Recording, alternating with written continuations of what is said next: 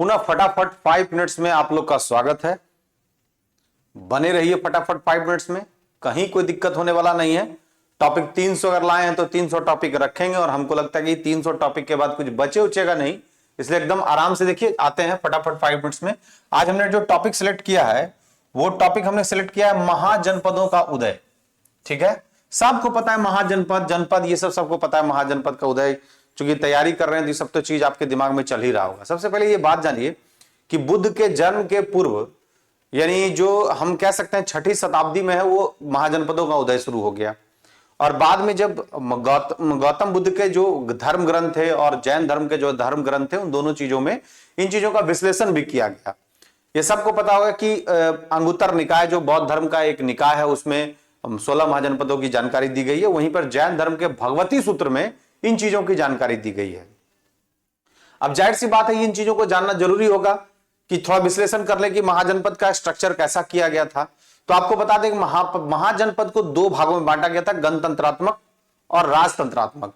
देखिए, जहां गणतंत्रात्मक का व्यवस्था देख रहे हैं ना, थोड़ा सा अभी से वर्तमान समय के साथ अगर उसको कोरिलेट करते हैं तो थोड़ा अलग पाइएगा।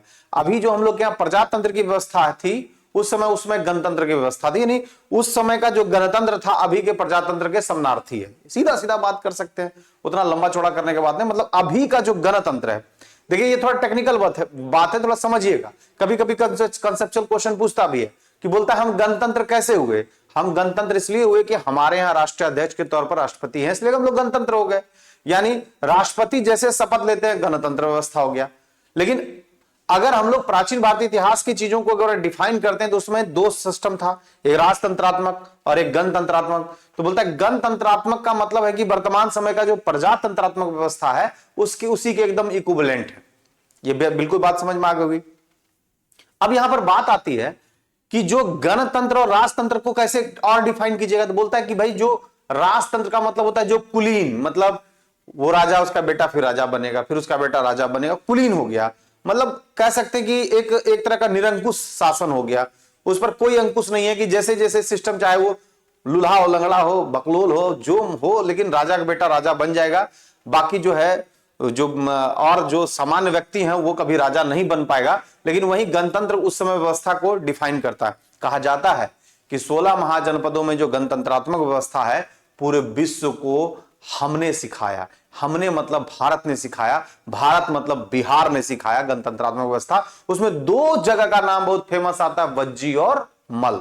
याद रखिएगा, वज्जी और मल जो है वो गणतंत्रात्मक व्यवस्था को डिफाइन करता है, वही राजतंत्रात्मक व्यवस्था को डिफाइन करता है। अब पूछेगा महाजनपद में क्वेश्चन कैसा पूछेगा, तो सबको पता है भाई कि 16 महाजनपद का राजधानी रटना पड़ेगा, मिलाने देगा। लेकिन जब भी पूछेगा तो पूछेगा महेशमती, पूछेगा उज्जैनी, पूछेगा कामपिल्य, ठीक है, पूछेगा पांचाल। क्यों पूछेगा? क्योंकि वहां फंसता है। तो फंसने वाला क्वेश्चन को थोड़ा ठीक कर लीजिएगा।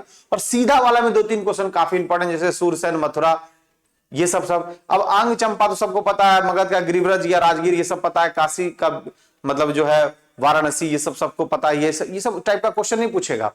4-5 क्वेश्चन 16 महाजनपद में आते हैं जहां पर आपको फंसाने का काम करता है। जैसे उत्तरी दक्षिणी अवंती, ये सवाल इंपॉर्टेंट है। उत्तरी पांचाल, दक्षिणी पांचाल, सवाल इंपॉर्टेंट है। सूरसेन इंपॉर्टेंट है, मत्स्य इंपॉर्टेंट है। तो जो इंपॉर्टेंट सवाल है वहां पर 5 यानी 16 में से 4-5 पर फोकस करके रखिएगा। देखिए, हम पहले ही बता चुके हैं कि ये जरूरी नहीं कि हम 16 का याद कर लें, लेकिन 16 में से जिन बातों की चर्चा हम कर रहे हैं उन बातों को आपको अपने दिमाग में एकदम फिट करके रखना पड़ेगा, और तभी आप अपने बातों को बहुत अच्छे तरीके से कर सकते हैं। वैसे पढ़ने का तो आप स्वतंत्र हैं, सब चीज पढ़िए, सब चीज का डेटा निकालते रहिए। अब पूरे 16 महाजनपद को सबसे पहले इस तरीके से समझते हैं। आपको पता है बौद्ध धर्म में त्रिपिटक था, बिल्कुल पता होगा, सुत्त पिटक, अभिधम पिटक और विनय पिटक। विनय पिटक का पाठ सबसे पहले उपाली ने किया था, ये भी बिल्कुल पता होगा। विनय पिटक में डिसिप्लिन के बारे में बताया गया, ये भी पता होगा। अभिधम पिटक संस्कृत में डिफाइन किया गया था, संस्कृत में अभिधम पिटक था। सुत्त पिटक को बौद्ध धर्म का इंसाइक्लोपीडिया कहा जाता है। उस सुत्त पिटक को 5 निकाय में बांटा गया था, दिग् निकाय, मध्यम निकाय, संयुक्त निकाय, खुद्दक निकाय और अंगुत्तर निकाय। यही अंगुत्तर निकाय है जिसमें 16 महाजनपद का चर्चा किया गया है। और खुद्दक निकाय में बौद्ध के पूर्व जन्म के कथा के बारे में वर्णन किया गया है। तो 16 महाजनपद को अगर 16 महाजनपद में से अगर क्वेश्चन टच करता है तो 2-3 क्वेश्चन आपसे बनता है और 2-3 क्वेश्चन को अपने दिमाग में फिट कीजिएगा, क्योंकि हम पहले से बताए थे कि इस तैयारी के सिस्टम में अगर हम शामिल हुए हैं तो हम आपको चुनिंदा सवाल बताएंगे और वही चुनिंदा सवाल 100 क्वेश्चन आपको देखने को मिलेगा। नहीं मिलेगा तो इसके लिए पूरी रिस्पॉन्सिबिलिटी, इसकी पूरी जिम्मेदारी हम लेंगे कि हमने गलत आपको पढ़ाया। क्योंकि ज्यादा कंटेंट भरने से जरूरत नहीं है, एक बड़ा एक्सपीरियंस का आवश्यकता है जो आपको उन चीजों को से रूबरू करा सकता है। इसलिए अब ज्यादा इधर उधर करने की जरूरत है नहीं, कम पढ़िए, ज्यादा पढ़िए, बार बार पढ़िए, आपका अपना चीज हो जाएगा। तो काहे के लिए हम ज्यादा कंटेंट पर काम करेंगे, ये रट रहे हैं वो रट रहे हैं। तो बस फिर से एक बार याद रखिएगा कि 16 महाजनपद का उदय 6ठी शताब्दी में, यानी बुद्ध के जन्म के पहले किया गया था।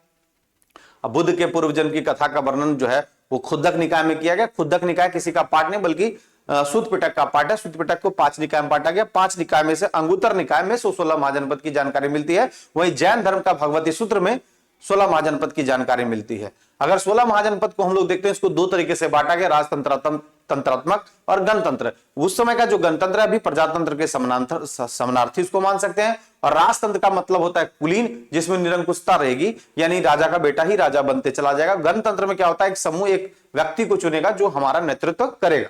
उसमें 2 सबसे महत्वपूर्ण उदाहरण थे, वज्जी और मल्ल। और बिहार ने ही पूरे विश्व को गणतंत्र की व्यवस्था को सिखाया। ये वही गणतंत्र है। इसका मतलब है कि जहां पर एक राष्ट्राध्यक्ष के तौर पर जैसे हमारे देश में राष्ट्राध्यक्ष के तौर पर राष्ट्रपति अपना शपथ जैसे ही लेते हैं, हम गणतंत्र हो गए। तो इन्हीं बातों को बस इसका विश्लेषण है। रही बात की राजधानी कौन पूछेगा, सबको पता है बाबू, उसमें ज्यादा फंसने का जरूरत नहीं है। अब ये सब डिटेल आप लोग के पास होगा ही। अब राजधानी को पूछेगा, राजधानी में फंसिएगा नहीं, उतना ज्यादा लिखने का जरूरत। 3 कंप्लीट है, अंग, चंपा, मगध, राजगीर और काशी वाराणसी। ठीक है, फंसिएगा 4 नंबर में, फंसिएगा 5 नंबर में। गांधार, तक्षशिला एकदम याद रखिएगा, वो तक्षशिला जो विश्व का सबसे प्राचीन विश्वविद्यालय दिखाने का काम किया, जहां पे चाणक्य, कौटिल्य जैसे बड़े प्रबुद्ध व्यक्ति ने वहां पढ़ाई भी किया, अध्यापन भी किया, मतलब पढ़ा भी और पढ़ाया भी। ये तक्षशिला काफी इंपॉर्टेंट रहा। अवंती को 2 में, उत्तरी अवंती उज्जैनी और दक्षिणी अवंती महेशमती। एकदम याद रखिएगा, ऊ से उज्जैनी याद रखिएगा। उत्तरी जहां पर आएगा ऊ रखिएगा तो उज्जैनी हो जाएगा, इसे पकड़ा जाएगा। और दक्षिणी महेशमती, अगर आप देखे होंगे पिक्चर तो कम से कम ये महेशमती तो नहीं है, भूलिएगा, ये काम हो गया। पांचाल में देखिएगा उत्तरी पांचाल, फिर ऊ है, इसको अ को भी ऊ समझिएगा, अहि छत्र पकड़ा जाएगा। और दक्षिणी पांचाल को रखिएगा काम्पिल, खाली काम्पिल याद रखिएगा तो काम आपका हो जाएगा। अब रही बात कि और क्या क्या है, कंबोज, हाटक, यह आपको पता है कि घोड़ों के लिए काफी फेमस जगह था, ये इंपॉर्टेंट है। अस्मक, पोटन या पोटली एकदम बंदरगाह वाला जगह जो माना जा गया है इसको। मत्स्य का विराटनगर और सूरसेन, मथुरा, ये बहुत बार क्वेश्चन पूछा है, इस पर थोड़ा ध्यान लगा दीजिएगा। रही बात अब कि कौशल का श्रावस्ती अयोध्या एकदम इंपॉर्टेंट है। वज्जी का विदेह और मिथिला जो बताए थे, और चेदी का शक्तिमती। इसके अलावे जो क्वेश्चन है, वत्स का कौशांबी, कुरु का इंद्रप्रस्थ और मल्ल का कुशावती और कुशीनगर। 16 का डिटेल है। 16 आपके फटाफट 5 मिनट्स के इस चैनल पर जो है ना, इसका हम एक कंप्लीट जो है एक पीडीएफ बना करके आप छोड़ देंगे, आप उसको एक बार देख भी लीजिएगा, काम हो गया।